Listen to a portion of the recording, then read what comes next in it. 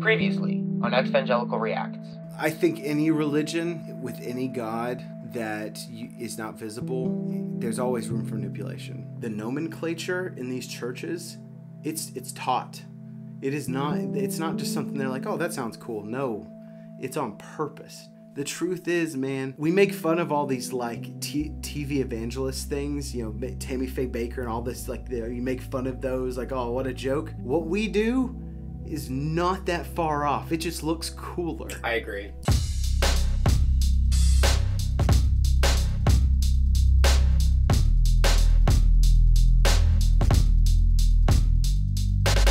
Fun fact, I was actually in the process of reading through the whole Bible, which I eventually did finish, while I was losing my faith. So I made it through like 3/4 of the Bible as a Christian and then really hit a rough patch. And then it took me like 6 or 8 months to like finish the last fourth of the Bible, because that's when I was going through my stepping away from faith. And it took a lot longer than that even, but it was a really interesting process for me to like be reading the whole thing through and losing.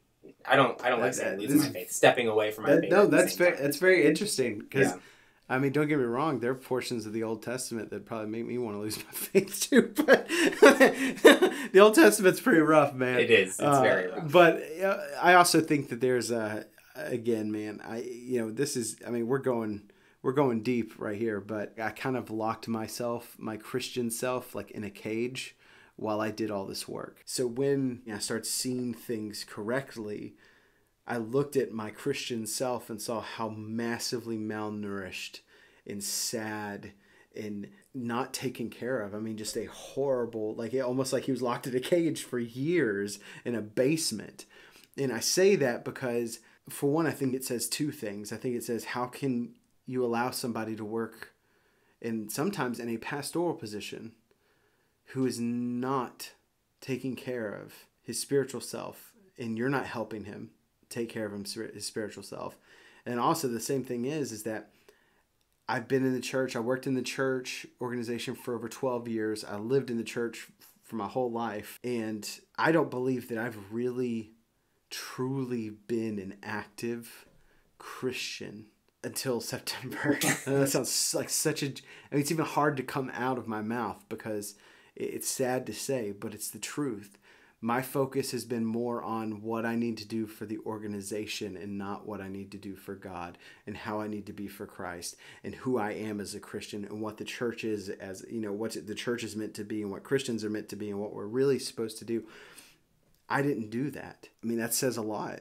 I mean, it says a lot about the organization. It says a lot about me and where I am. But also, man, it's crazy. When you get out and you see... You start seriously seeing what the church is supposed to be and what Christians are supposed to be. And then you look at the church, it's sickening.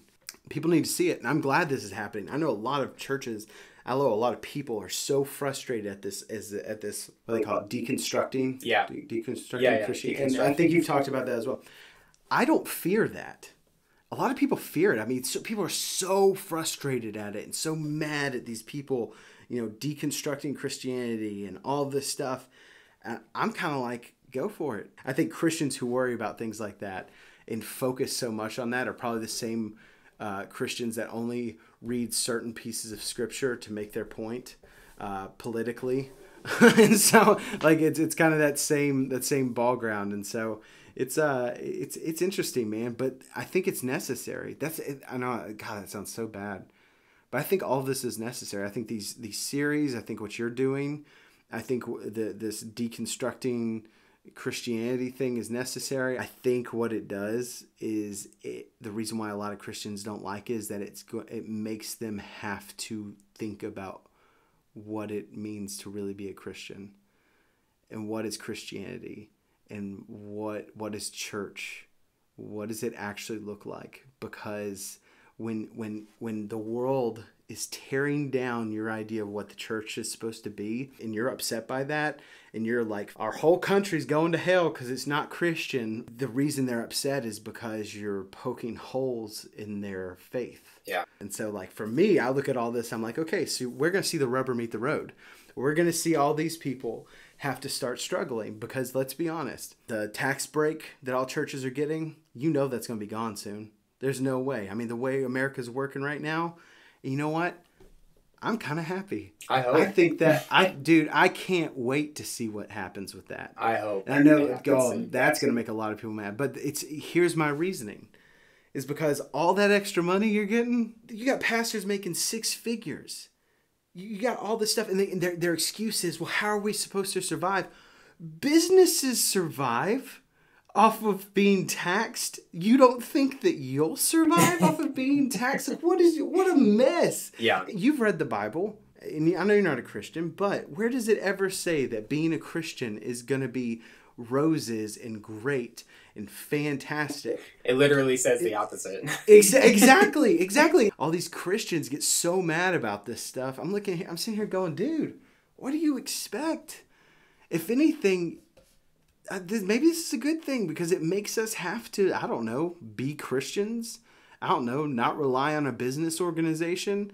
I don't know, not spend $6,000 on a jacket. Yeah. I don't know, not have a $1 million house, being able to pay six figures for a car in cash. These are all things that I've seen and I know of that have happened in the churches I've been a part of. I think it's great. Bring it on, man. Like let it happen. What me and you link up on in this is the battle against Christian culture. Yeah. The battle against the modern church. Yeah. And what it's doing to people. Because ultimately it's really what it comes down to, is that it's manipulating people for their own gain.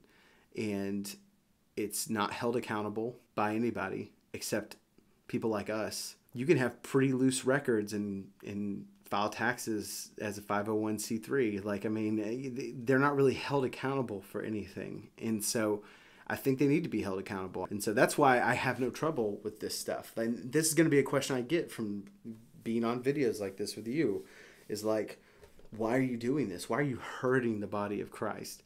It's like, well, if telling the truth and making people think for themselves and look at church correctly and look at the Christian faith correctly, if that's what I'm doing, okay, well, I'm going to keep doing it because that's what I'm meant to do. And maybe, maybe people will be like, oh, no, I still don't want to be a Christian. That's fine. Lately, I've just had such a hard time with this stuff because everybody's so against each other.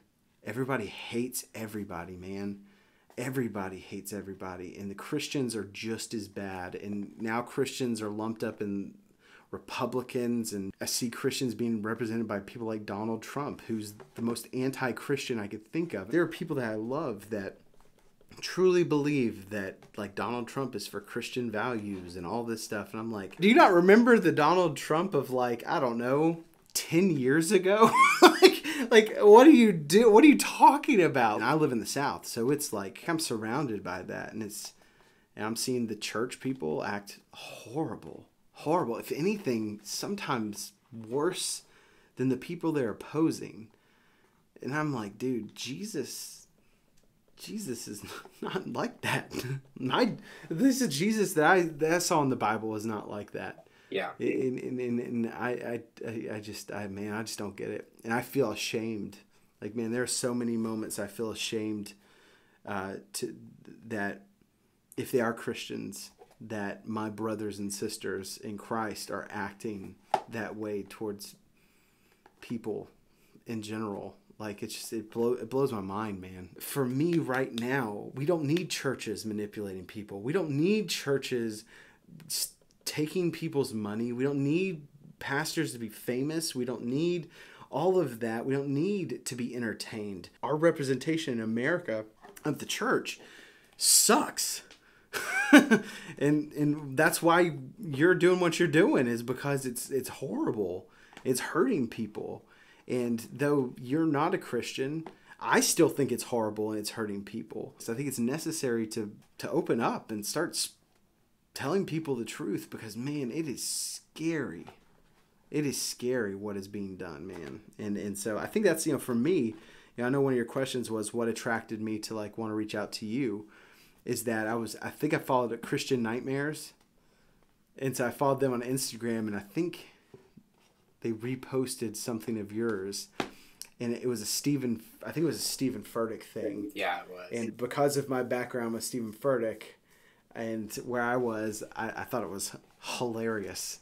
And so that's why I reached out to you. I was like, dude, how funny would it be if like we talked about something like this? Because again, I think because of how everything is so separated and against, like everything's against each other right now, it's rare to have two people like me and you actually sit down and have not a debate, but a conversation over this thing. You know, I think it shows the importance. I know it sounds so bad, and I've talked to my wife about this so many times, man.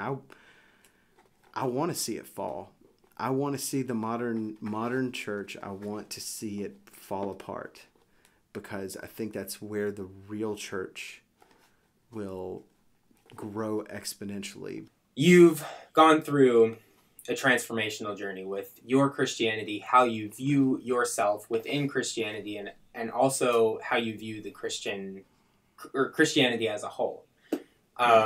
So I think you mentioned Stephen Furtick, and I think this goes well with the next question. Obviously, there would have been a difference between how you viewed yourself when you were climbing the Christian ladder and how you view that self now. So I'm interested to hear more about what was it like trying to climb that ladder? Who did you meet? And I'm sort of planting that one for the Stephen Furtick stuff, because I think he's such a big face and such an asshole that I think people will know about him. Yeah. I really think that the moment you're talking about is kind of the pinnacle, and almost right after that was kind of like the beginning of the fall of this mindset and beginning to see things ultimately what I view as correct. So the church I was at, the pastor was friends with Stephen Furtick, and Stephen Furtick was on, I think, the board in the church. We went up to something called Inside Elevation, which is Stephen Furtick's church, and you go to the main campus, and it's all of these butt-kissing, modern church, replicant-looking, I mean, just weenies, man. Everybody's just, it's like a big size contest, man. It's just ridiculous. They're all sitting there going, oh, yeah, well, my church is this. So, yeah, I started this church, and it grew to X amount over time. And, yeah, I'm doing that. I mean, really, like, that's what they're sitting there doing. And they're comparing each other all to be the bigger church. And who's better. And I remember I did the same thing. I mean, I remember thinking there was the last church I was at, they had people there. I didn't know they were going to be there. And I remember thinking, because we got to sit in their auditorium, there's like a ground floor, and there's like, it kind of goes up like this, right? So we got to sit on the ground floor because our pastor was friends with Stephen Furtick. And so Stephen Furtick and all the VIP pastors got to sit on this side. And so we could see our pastor, and he was like a few seats away from Stephen Furtick and his wife. And we're sitting down here. And I remember looking way up in the auditorium and seeing the people from the church I was last at. And I remember looking at them going, yeah, look at where I am now. Look at who I am. You know what I mean? Like, I remember thinking of how fantastic I was, and how much better I was than then. And it's sad. But, yeah, I mean, I think of even what I was wearing that day. I remember having like my special outfit that I would wear, and it was like, you know, a super like hipster thing with like these tight pants and my boots, and like we all looked, it's like who could look the most hipsterish, who can look the most unique while looking the exact same. And so you know what I mean, right? Yes, yeah. Absolutely. But yeah, man, I remember sitting there, and this was again, I really believe that this was kind of the pinnacle of the turn for me. I remember we first got there, we pulled in, and I had never been there before, and it's huge. I mean, this complex is huge, man. We walk in, and we go to this special area, and so like I'm following the pastor, and we're like kind of this entourage thing, and like people are looking at us, and we're like, yeah, you know what I mean? And so like we're walking over, and then the what you'd call kind of the associate pastor is like, okay, yeah, we're gonna stand over here, and I'm like, okay, so we'll stand over here, and there was this room, and it was like a clear box, I'd never seen anything like it. It had all these people in it. No idea who these people were, but they were like, you could tell they had a lot of money and they had a lot of product on them. And like, you know what I mean? Like, it's just like this big thing. And like, we saw our pastor go into that room and I'm sitting there and like, I'm surrounded by people who look obviously just like me and all of the people with me. Everybody's just standing there like looking at the room and like are on their phones, and you can tell we're all waiting almost like for like an airplane, like to board. And like I had no idea what was going on. After a few minutes I remember asking like, so what's happening? And they're like, oh, that's the VIP suite. It's where Stephen Furtick is, and only the pastors can go into that room. Wow. And I remember looking in that and I was like, wow, dude, this is jacked up. A few months before that, we went to another church, and huge church. Never heard of it before, but it was a huge church. We went to this service, and it was very what you'd call charismatic. So people run around speaking in tongues. They had a special blanket for the lady that would come every Wednesday who would speak in tongues and roll around and then pee herself. And so they had to put a blanket on her because they didn't want people to see that she peed herself, but it was a thing.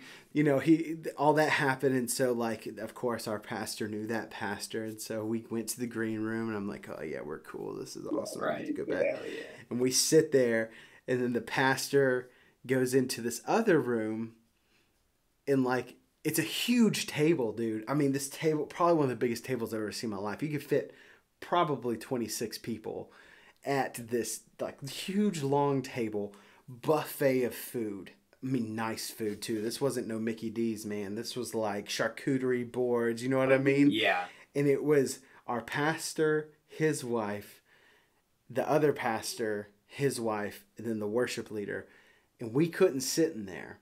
We had to sit in the adjacent room with no food as we waited for them to have their conversation. And we could see them. That was the best part, is that we could see them while they were sitting there.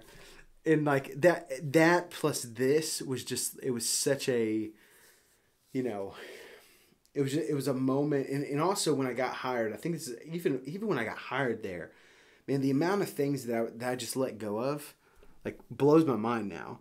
Like when I got hired at that church, I was told, hey, just to let you know, you don't call the pastor by his name. You call him pastor. And so, like, it was a rule. And if you said his name, you would get called out. Wow.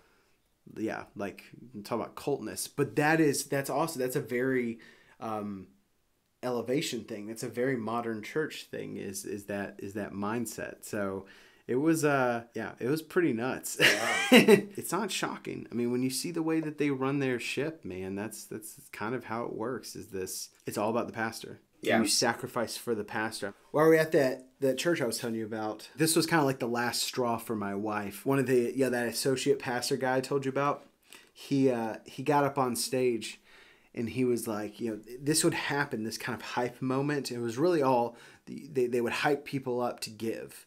And so, like, after the sermon, they would be, you know, come out and be like, yes, God is good. And they'd have all the music behind them to, like, bring it up and get them to go. Yeah.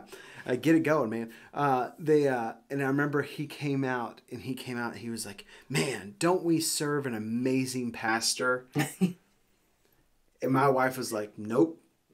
I mean, she's like, nope. She's like, I'm done. And so that was actually the moment for her. Sadly enough, it took me more moments than that. But there was also another one too.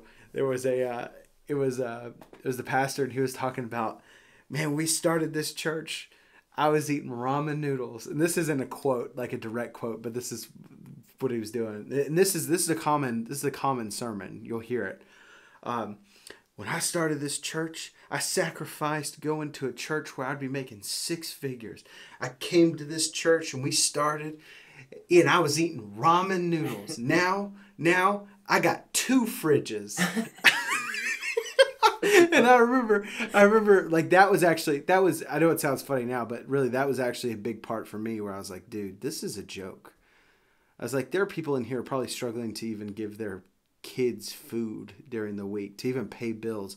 And you're bragging about having 2 fridges? Yeah. Like, what a joke. Like, what a horrible thing. Anyway, yeah, I mean, and that's the culture. Again, this is the culture. It's very much focused on the pastor, and the pastor has become the center of attention, and sometimes even like what I was saying, almost worshipped more than God, more than Jesus. It is the pastor, it's the fame that people are wanting to see. And that Hillsong series I was telling you about, they really focus on that, which is pretty solid. I'm excited to check that out because Hillsong was such a fucking flagship kind of like cornerstone of the evangelical Christian world. And, you know, it was like they had the best music, they had the best productions. I met some of them one time from some conference I went to. And they were fucking assholes, and I was like, they're jerks. Let me tell you one of the most powerful things. One of the most powerful things that could ever happen would be if one of these mega church pastors walked up on stage and said, "You know what? I am making too much money. I am too taken care of. I have too much stuff. And so what I'm going to do is I'm not going to be paid from now on. I'm going to take my salary. We're going to not put it into the church, but we're going to take it and we're going to put it straight out to people who need it. The people who need. You know how powerful that would be? It would be huge. It would be it's unheard of because it doesn't happen. Because the truth is, and that's where it's easy for me to not be like the people that are like, "Oh yeah, but some of them are good." It's like, well, no, not really. I mean, yeah, maybe there are some that are not as bad as others, but no matter what, you still don't have any of these people going, you know what? In America, we have screwed this up. We can't seem to get past money. We can't seem to get past fame. We can't seem to get past any of this stuff that's taking us away. So let's get rid of that stuff so that we can do this properly. You don't see any of them doing that, and they know that they could. I mean, it's obvious. It's, at least to me, it's obvious. I think it would be powerful, but you're probably not going to see it happen. I hope you do. Probably I think it'd be awesome. Yeah. But you probably won't see it happen. Probably not. Yeah. I just think I think that the church and Christians are just so jacked up because we're jacked up, and we're focusing on all the wrong things, and we're condemning people for things that we don't know enough about. We take portions of scripture and we say, "Oh yeah, that means it's nothing. So that means you can't do it. That means you're going to hell. That means you're horrible. So we're going to go and we're going to yell at you on the side of the street, and we're going to tell you how freaking horrible you are and how you're going to burn in hell." I mean, people are willing to just, on both sides, are willing to just destroy everything because ultimately, I'll put it where it goes, I think Christians have caused this problem. There are so many people who choose not to be Christians because of this, and I don't blame them. Man, I don't blame them. I don't think we're meant to defend it by trying to shove it in people's faces or trying to tell them they're wrong and we're right, or that they're burning in hell, or whatever it looks like, or in any way, shape, or form. I think that the greatest defense is to be a Christian. What I'm hearing you say is that the organization is corrupt and it needs to be changed. You even said earlier, like, I want to see it fall because this is no longer what you want to see. And coming from the other perspective is me saying, I also think it's corrupt. I want to see it fall with different outcomes, maybe for different reasons. But like, we can both agree on the fact that with the way it is right now, it is corrupt. There are people abusing their power, people using their position to manipulate people into giving more money, into being a part of the church when it's not really helping them anymore. And like, I think what both me and you want to see is people helping people. Like, I want to see people taken care of. And I think based on what you've said, I would guess that you would say the same thing. Like, we need to be helping people. We need to stop talking about it.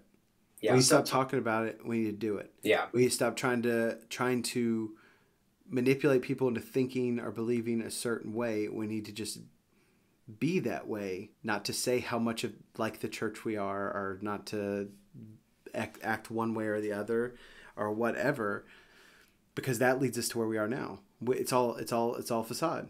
And so that's where we are. We've made it like this, and I think the best thing that could happen to it is for us to not be able to do it anymore, and whatever that looks like. And like you said, you have different reasons for wanting to see it than I do, but the truth is that I think that it takes multiple types of people saying something for people to go, wow, so these two people who, again, especially in our world the way it is, you'd never think that they would possibly come together because he's a Christian and he's not, because to some people that's enough for people not to actually, I don't know, have conversation and I don't know, like each other. You know, it's like it blows my mind. I don't know, it's weird. Yeah. But yeah, so I think it's we need to stop talking, we need to stop acting, we need to stop manipulating people, we need to stop making money off of the gospel. I think the only way that we can truly change anything and be the church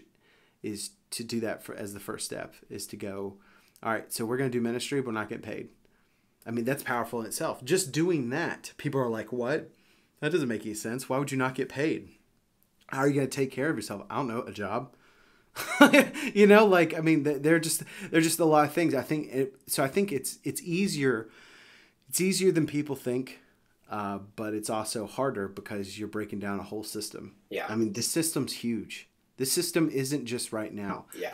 A lot of these pastors think it's correct because they were taught that it's correct in the colleges, because the colleges are the ones who are teaching this because they've been taught this. This is deeply rooted. Yeah. I mean, it's been decades of this. Yeah. And so I believe that it is something to where it takes drastic measure for anything good to really start happening beyond the good that they do. Because like you said, I mean, you even said it, this doesn't mean that all churches aren't doing anything. It doesn't mean that every church is bad. It does in the sense of like they're doing the worst possible things. Not every church is. Some churches are out there actually doing things, some in being what they need to be. But the truth is that there aren't as many as we think.